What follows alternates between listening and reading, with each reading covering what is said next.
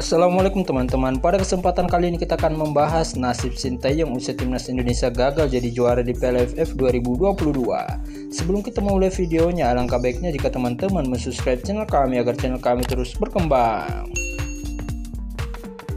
Langkah timnas Indonesia di ajang Piala AFF 2022 harus berhenti di babak semifinal. Hal tersebut tak lepas usai timnas Indonesia kalah atas Vietnam dengan agregat skor 2-0. Sintayong menyebutkan jika rumput stadion menjadi kendala yang membuat timnas Indonesia kalah. Seperti diketahui, pelatih timnas Indonesia Sintayong menanggapi kekalahan skuad Garuda dari tuan rumah Vietnam dengan skor 2-0 pada leg kedua semifinal Piala AFF 2022 pada hari Senin tanggal 9 Januari malam waktu Indonesia Barat. Meski gagal membawa timnas Indonesia juara di ajang Piala AFF 2022, nasib Sintayong sebagai pelatih timnas Indonesia sepertinya masih akan aman.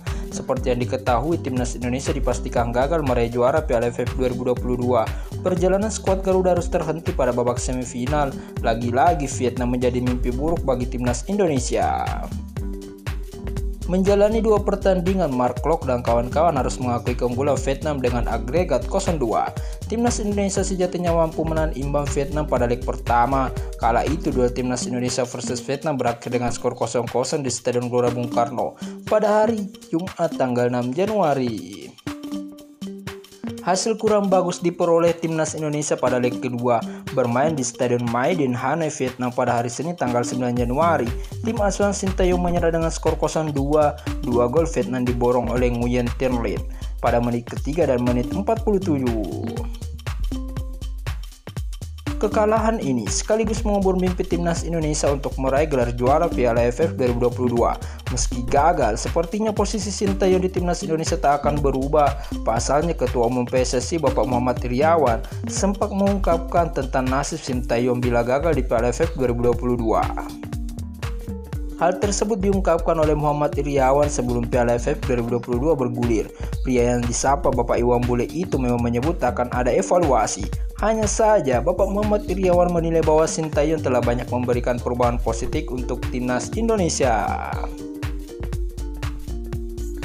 Sukses lolos ke Piala Asia 2023 dan mendongkrak ranking FIFA timnas Indonesia merupakan buktinya. Tentunya nanti kita akan adakan perbaikan. Pastinya kita akan adakan diskusi dengan teman-teman EXO gimana ke depannya. Tapi saya pikir semua proses dan perkembangan di bawah Sintayong juga cukup signifikan. Termasuk kemarin kita bisa lolos Piala Asia luar biasa setelah 15 tahun tidak lolos. Juga ada peningkatan ranking dari 179 ke 152. Kita hargai percaya kepada proses, ucap Bapak Muhammad Iryawan. Sementara itu, prestasi Sintayong di Piala AFF bisa dikatakan menurun. Seperti yang diketahui, pelatih asal Korea Selatan itu sanggup membawa timnas Indonesia mencapai babak final di Piala AFF 2020 lalu. Namun di tahun 2022 ini timnas Indonesia gagal melaju ke babak final dan harus terhenti di babak semifinal.